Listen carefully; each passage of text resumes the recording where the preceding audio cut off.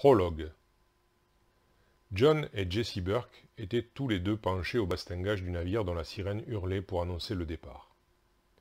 Au milieu de nombre de passagers, tous deux saluaient leur ami venu leur dire provisoirement au revoir. Cette dernière était perdue sur le quai, au milieu de la foule en contrebas et du brouhaha incessant des adieux parfois poignants. Elle voyait toutes ces familles déchirées par le départ de parents. Un père embrassant sa fille, en pleurs, avant de monter à bord précipitamment. Sa mère, à elle, n'était plus. Quant à son père, le diable l'emporte, il devait cuver dans un rade sordide d'un pays reculé, tel que sa mère n'avait eu de cesse de le lui répéter. Elle songea aux Burke, ses amis, qui lui avaient dit vouloir effectuer cette dernière expédition en Égypte, puis rentrer et se poser pour fonder une famille. Elle espérait les y rejoindre dès que possible. Peut-être changeraient-ils alors d'avis, et ensemble, ils poursuivraient tout un tas de fouilles toutes aussi passionnantes les unes que les autres. Elle aurait préféré se rendre en Amérique du Sud. Seulement la mode était à l'Égypte, et ses amis n'y avaient pas dérogé. Le trajet de retour vers Arkham fut long, entrecoupé de siestes et de pensées vagabondant dans des territoires inconnus.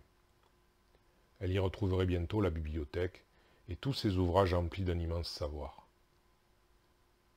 Éreintée par le voyage, sa valise lui semblait peser des tonnes.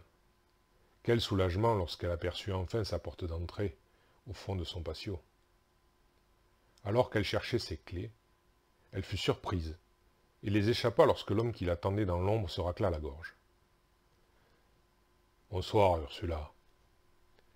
Désolé de t'avoir fait peur. » L'homme restait dans la pénombre, à quelque distance, craignant certainement que trop de proximité ne trahisse son haleine chargée, tant il avait dû se donner du courage pour venir jusqu'à elle. « Qui êtes-vous? Que me voulez-vous » aboya Ursula, qui se ressaisit immédiatement.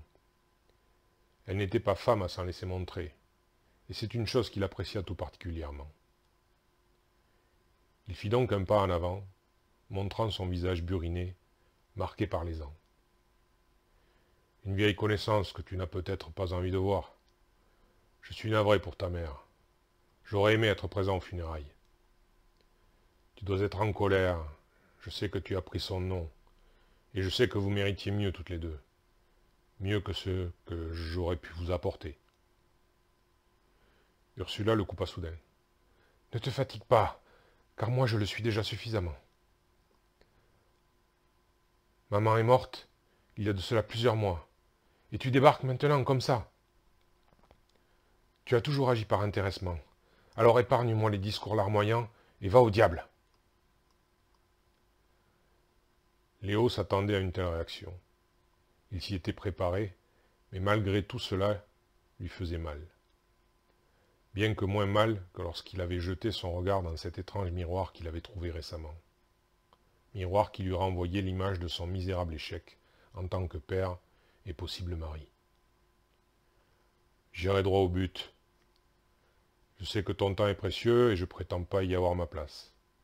Mais j'ai appris aussi que tu suivais ma voie, comme si tu avais hérité une petite partie de moi, la seule valable certainement. J'organise une expédition pour les forêts tropicales du Mexique. J'ai besoin de gens de talent, et je sais désormais que tu es de cette trempe. Il n'est pas question de retrouvailles familiales, mais bien d'un travail professionnel des plus importants. Si tu es intéressé, retrouve-moi à l'université Miskatonic.